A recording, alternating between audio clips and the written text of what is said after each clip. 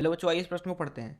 एक आयताकार लूप जिसकी माप 0.04 मीटर गुणे 0.05 मीटर है, 0.8 मीटर वेबर प्रति मीटर के वर्ग के एक समान ऊर्ध्वाधर चुंबकीय क्षेत्र में स्थित है। बोला जा रहा है लूप से गुजरने वाला चुंबकीय फ्लक्स ज्ञात कीजिए जबकि लूप का जो तल है वो ऊर्ध्वाधर है। आइए इस प्रश्न की मुख्य अवधारणा की चर्चा करें। मुख्य अवधारणा, देखिए मान लीजिए हमारे पास में एक लूप है इस तरीके से, इसका क्षेत्रफल सदिश इसके तल के अभिलंबवत होगा। मान लीजिए इधर है ए सदिश, इस लूप के ऊपर मान लीजिए एक चुंबकीय क्षेत्र लगा देते हैं हम बी सदिश। हर एक बिंदु पे ये लूप के तल में नियत है हर एक जगह पे।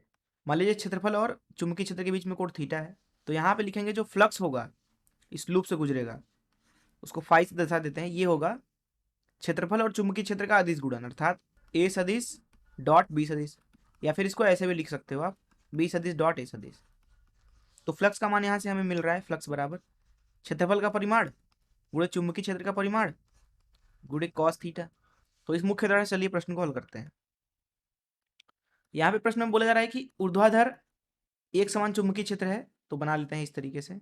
ये हो गया एक समान चुंबकीय क्षेत्र जिसका मान यहाँ पे दिया गया है 0.8 वेबर प्रति मीटर का वर्ग, और ये पूरी तरह से एक समान है और ऊर्ध्वाधर है। प्रश्न में बोला जा रहा है कि एक हमारे पास में आयताकार लूप है जो कि उसका तल जो है वो ऊर्ध्वाधर है।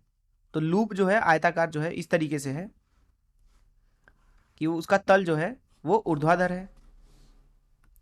जो भी क्षेत्रफल सदिश होगा तल के अभिलंबवत होगा, अर्थात ये बाहर आता हुआ, ये है क्षेत्रफल सदिश ए सदिश। अंदर जाता हुआ भी हो सकता है, बात वही आएगी।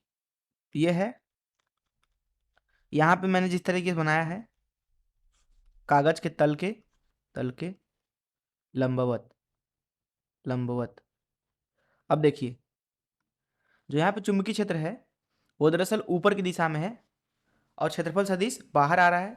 तो हम बोल सकते हैं कि जो क्षेत्रफल सदिश है और जो चुंबकीय क्षेत्र है इन दोनों के बीच में कोण 90 अंश का है, अर्थात दोनों एक दूसरे के ऊपर अभिलंबवत हैं।